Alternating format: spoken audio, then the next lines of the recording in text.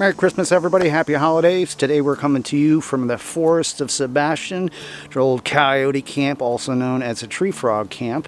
It's Christmas Day, but you'll be watching this the day after Christmas. This is how I wanted to spend my holidays, by myself up here in the wild, and we got some awesome food. So I'll check in with you as soon as we get set up.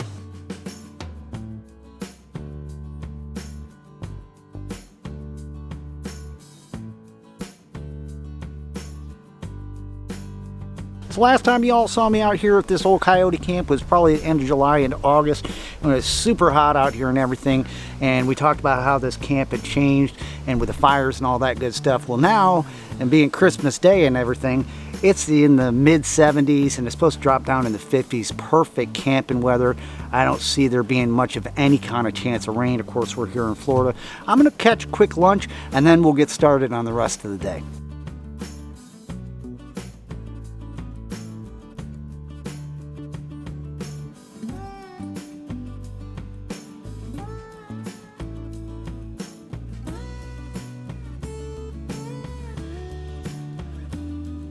All right, enough of that. You'll see plenty of that later on when we get ready to cook our Christmas dinner. Let me explain to you what happened when I first pulled up here to this camp. I saw another truck that was parked up near where I was getting ready to pull in. Didn't really think much of it because people come out here, it's a state forest, and there's a blue trail that's up on the north end, and people like hiking that trail and stuff. So I decided I wanted to get out and come over here to the camp real quick just to make sure everything was in order. And the first thing that happened when I stepped out of my Hummer was step into a giant pile of dog crap. Now I understand a lot of you folks have dogs and all that stuff and you enjoy coming out and walking them on the trails and stuff. But listen, if you're going out to a state park and you know people are going to be hiking or camping and stuff and you're bringing your dog and it's got to go, pick that up, because if not, guys like me are going to end up stepping into it. And I'll tell you what, I did some cussing up there. I don't know whose dog it was. There ain't nobody around. I don't see anybody. But that is not the way I wanted to start the day. So after I got done being pissed off and cussed at everything in sight for stepping in that crap and everything, and I cleaned my boots off in a puddle up by the parking area, I came back and brought my gear back here and was hanging out and stuff and got my tent up and settling in, and next thing I know I hear a car pull up, and like I said, a state park, people are in and out of here, and a couple minutes later I see 4 people come from up the area where they just parked, and they were all bound down with gear, backpacks, tents, all that stuff, and I had to stop them before they get into camp and told them this is a reserved camping spot. They're like, well, we thought this was part of the trail. I said, no, the trail is up there, the blue trail that heads north and everything. What they're trying to do is slip in here to go camping for the night without checking in at the ranger station. You have to reserve these sites like I did, and it costs $5.55, and you have to check in at a ranger station and you have to pay that money before you go to that camp, as well as get a permit to put in your window, because at the end of the day, the ranger will be coming through here and check the vehicles, make sure that they're supposed to be in here. So that's the second thing that already kind of set me off a little bit for the day. I'm not going to let it get to me. Stress is nothing to mess with. It's Christmas Day and we're out here to have a good time. All right, so we're definitely without a doubt car camping, because the Hummer was literally about 50 yards away and I was able to carry a bunch of the goodies in and stuff. You all seen this one-man Renai that I come out on these overnights with, and the reason why I like it so much is because it's for one person, it's easy to carry in, easy to set up, easy to break down, all that stuff. Well, because it's supposed to be nice tonight and good camping weather, I didn't bring my cover, and I do have a rain tarp just in case for an emergency and stuff like that. Let me open this up and I'll show you how we're set up for tonight. Alrighty. Show you a little closer look. I got my well-insulated sleeping bag as the base underneath here, as well as 2 pillows from the house. And I don't think this is a wool blanket, but it is a fleece blanket, and it's very warm. But this gives me options. If it gets a little chillier, I can always get up underneath inside that sleeping bag, but I doubt that's going to happen. I'm not supposed to be down below maybe 54 degrees tonight. This is nice, lots of air coming through here. I don't foresee us having a sweat-filled night. Now, for the most part, it is pretty darn dry out here. It's cooled down a lot over the last week because we had some strong storms and a cool front that moved through the area about 3-4 days ago. But the ground still has a tiny little bit of dampness, no standing water, nothing, no swampiness. I found that out by kneeling down and got some dirt on my knees of my dungarees. we're going to wait till about 3:30, get our fire set up. I got kindling sitting back here, and we're going to settle in for nighttime activities. Now, being 2 p.m. out here in the Sebastian Forest and stuff like that, you can see where that sun is right there. And being this time of year, the days are short. So sunset is supposed to be around 5:30, but as soon as that sun makes it a little bit further across the sky and starts dipping down through there, it's going to be dark a lot earlier than sunset has been forecasted.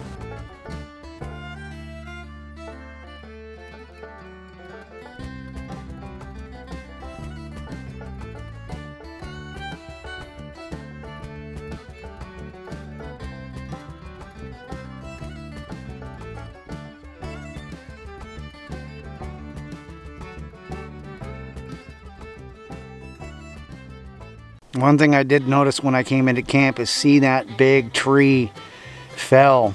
It's a big pine tree. And it don't look like it's all rotted. It's telling me that we had some pretty strong winds probably a few days ago come through here. Imagine me out here camping in the middle of the night and hear that thing fall behind you and scare the pants off you. Alright, so I'm going to kind of take a walk around the perimeter of this camp and everything and take a look and see if there's any kind of wildlife activity that's happened out here recently and stuff. Hold on. There we go. See, all this ground has all been rooted up all the way around camp and stuff. These are from them wild hogs. They're very evasive and stuff. And there's so many of them out here in these forests out here in central Florida and by the East Coast and all that stuff. And they're very elusive. They're hard to find, hard to see, hard to shoot, all that stuff. But they come out in numbers and stuff and they wreck shop. You can see, let me zoom in a little bit closer.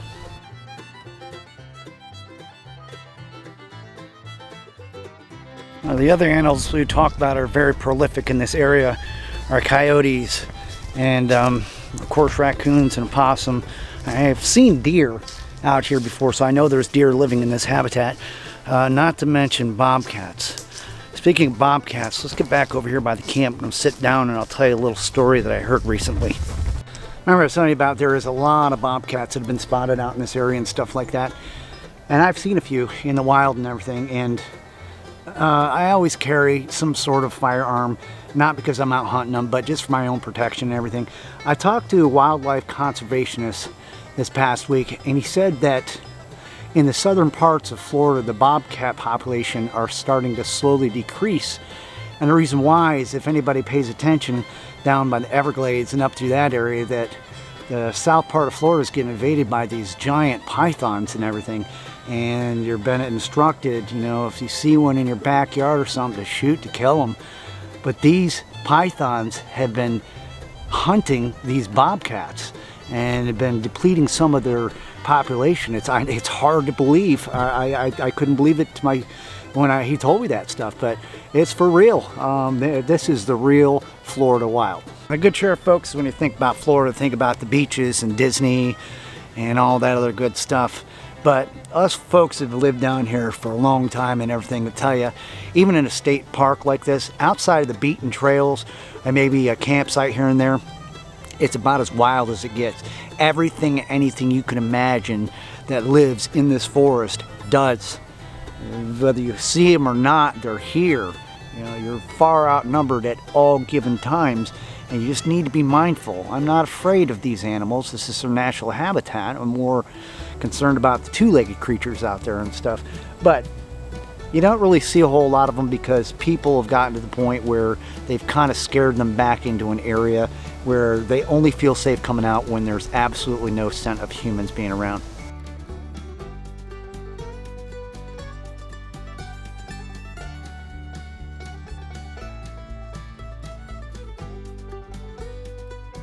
Heck, I was just sitting here thinking about the last time we came out here to this camp. Guys, remember, if not, go back and look at the video and stuff, where my camp got invaded by fire ants up on the benches. Wake up the next day, my whole table was covered with these ants and stuff. And the temperature was perfect and stuff for that and that. I don't see any around right now, but they're in the ground and they're around the benches. And if I have a couple of adult beverages and start beating and banging around, I'm sure I'm going to get it in the shorts real quick if I'm not careful. Ooh. I know what I just heard. We're just talking about them. It's a little bit early. They usually don't come out tonight. I heard a wild hog directly west from here. I don't know if they're coming out early because of the weather, or they're just kind of like settling in, but they're keeping out of sight here. Man, I'd love to be able to get one of them things on camera for you. Now we know they are definitely near the camp. We need to be mindful.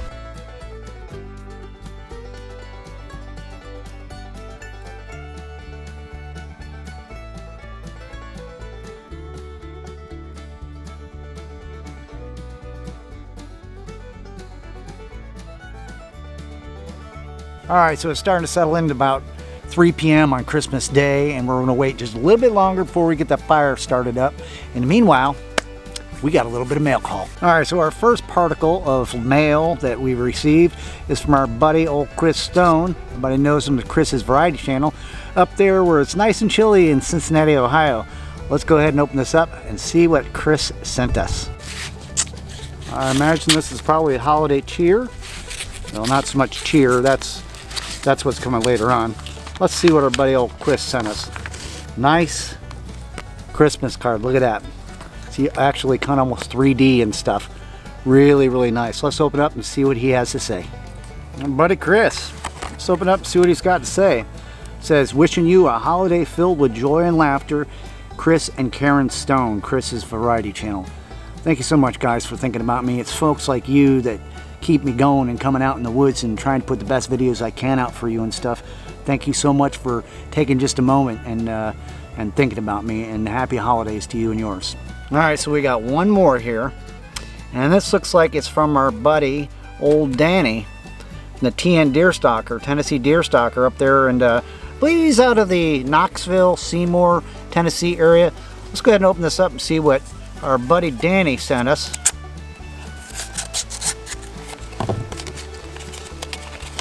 Another Christmas card. Merry and bright. Let's open up and read it. It says, wishing you every joy at this wonderful time of year. May you have a blessed Christmas and New Year, Tim. Thanks for sharing all the adventures this year. Danny. You know, it's little things like that, and just people reaching out and showing that they care and that they're thinking about you goes a long ways. I spend a great deal of time by myself. I work my butt off. I'd like to come watch more of your videos out there, all you guys. And I've have a little bit of internet here out at the camp, so I plan on sitting around the fire later and watching and catching up on some of those videos. But I myself don't have really much family around. My folks have passed away, and I've got a sister who lives up north and a daughter. Outside of that, I enjoy spending most of my time out here in the quiet and the wild. People just seem to get on my nerves and everything, but these are truly the simple things that helps you get through those long days. Thank you very much, guys, and happy holidays. God bless.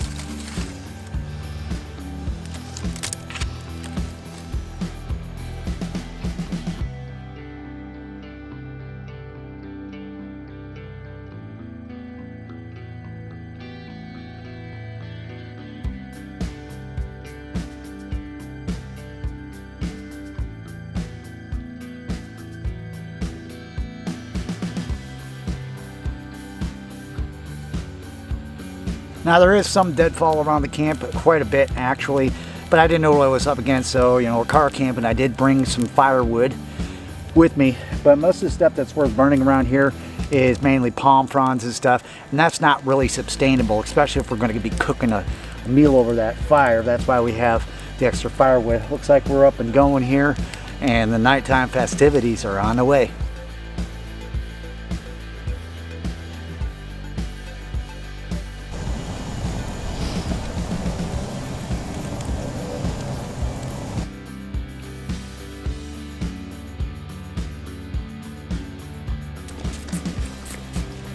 Who would have thought?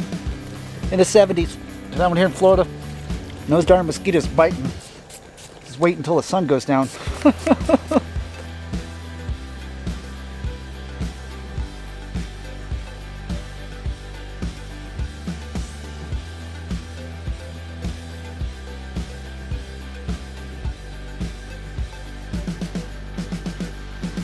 You know, there's nothing quite like being around an open fire on Christmas Day. You wish you were here.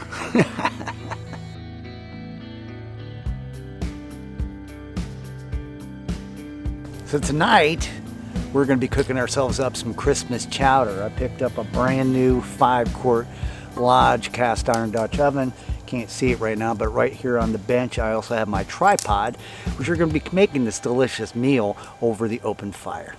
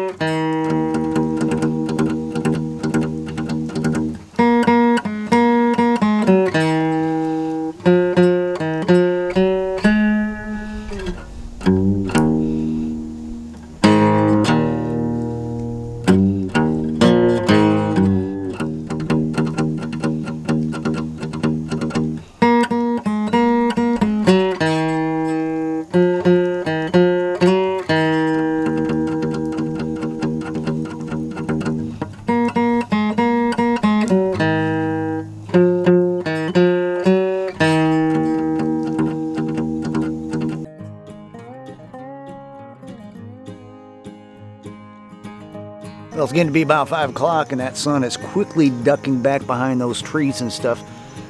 Speaking of such, did y'all catch Carolina Chris Outdoors' latest video? It was a pretty good one. He went out in the middle of the woods and made, what was it? I think shrimp primavera, something like that.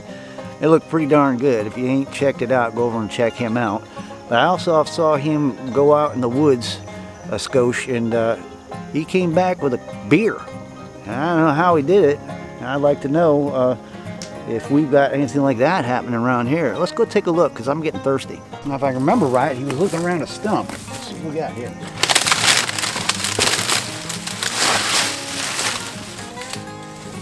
Nope, nothing here.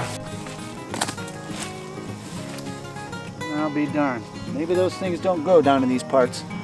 Maybe I'm looking in the wrong spot. Hold up. What is that? Check it out. Oh, look at you, little elusive baby. I guess down here they grow in the trees, not in stumps. Ooh, a nice cold beverage. Let's get out of these woods, get eaten by mosquitoes, and have a beer. Ah, it works. Thanks, Chris. Except they didn't find them in a stump or on the ground. I guess down here they're a little bit more scared and more elusive and stuff. And, but it'll do.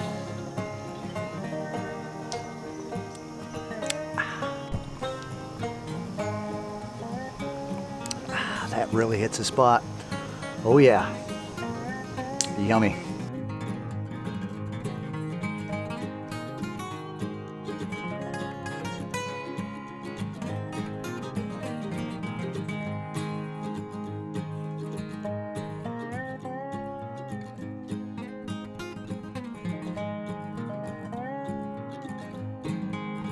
Heck, now that sun's just about done gone over the horizon over there, you know what time that is. Time for us to button up a little bit, down the hatches, and get ready for those chilly overnight hours. They're coming. Not like some of you guys up north or whatever. For us guys down here, down in the 50s, can be a little bit chilly.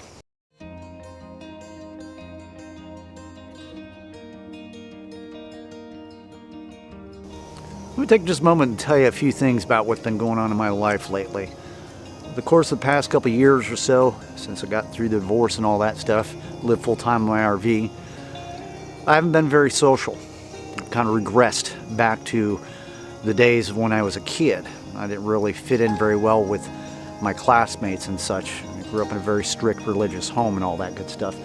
But the outdoors has always been with me and in me. The cowboy way of life and living off the land and such and everything. In the next coming few months, got a lot of life-changing events that are on their way, and I promise you, you're not going to want to miss any of them. Let's take a step down memory lane and show you a picture of me at the age of 10. This right here was me at the age of 10, my Palomino horse named Smokey. Used to love to ride that horse every chance I got. Did overnights as a kid and stuff. Heck, I even had search parties come out looking for me because I didn't want to come home because I love the land so much.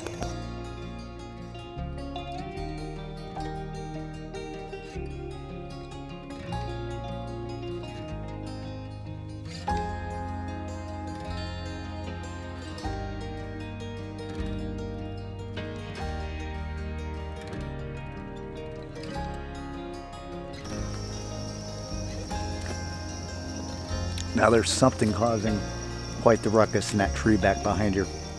The same tree we found our beer in. It's kind of that time of night where it's a change in the guards.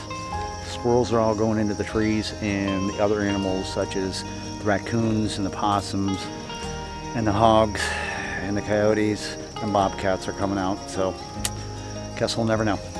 Now we're coming up right about 6 p.m. on Christmas night, and it's absolutely the most perfect, gorgeous day you could even imagine. The sun has officially set, which means that the park is officially closed. Moments ago, I heard a side-by-side drive up to where the parking is in a Hummer. They stopped for about a couple minutes. They checked me out, and then they left, no problems. Which means we shouldn't have anybody else rolling through the camp today.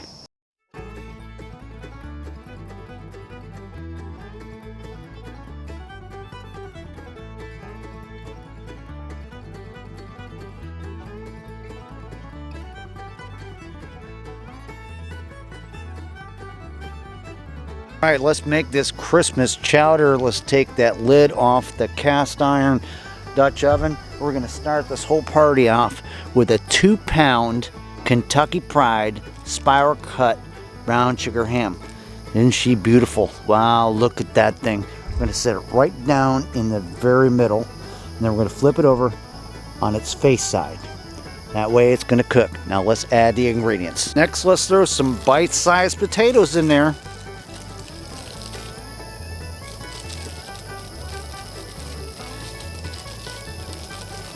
Pre-cut carrots and celery.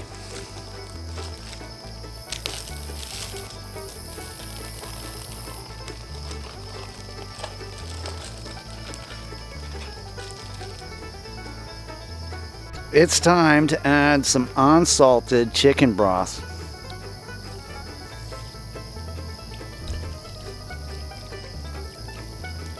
Let's go ahead and finish this off with a touch of rosemary and thyme.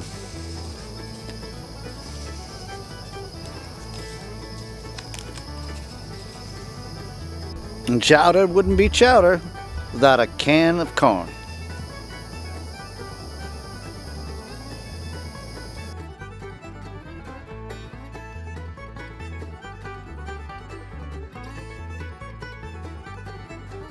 Oh, Kentucky,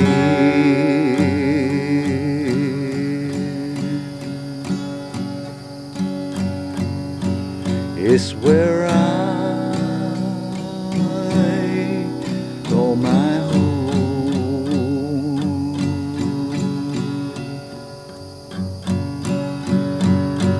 Western Kentucky, where the wild cats do roam.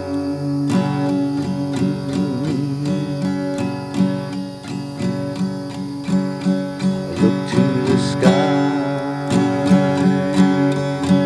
all the whiskey and rye. Oh, sweet Kentucky, it's where I call my home.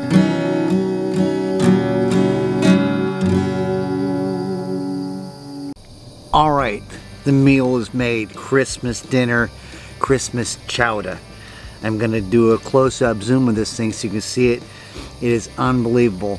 and adding that little bit of extra heavy whipping cream at the end really turned it into a true chowder.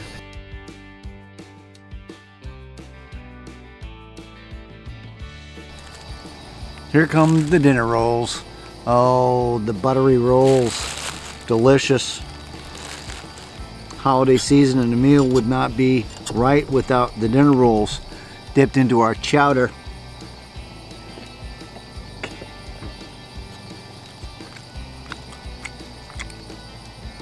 Oh, wow. Time out.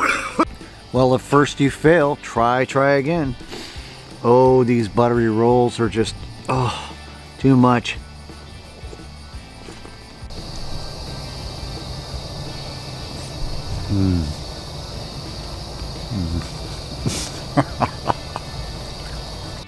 See that? That's a piece of carrot and some fresh celery and some corn with some chowder. No ham on it. Everything is firm to the bite, but done. Oh, zoning in on the last of that ham. Merry Christmas to us. Oh, it's got a little hit right back here. Go to Texas Pete, doing its thing. Texas Pete is a holiday treat.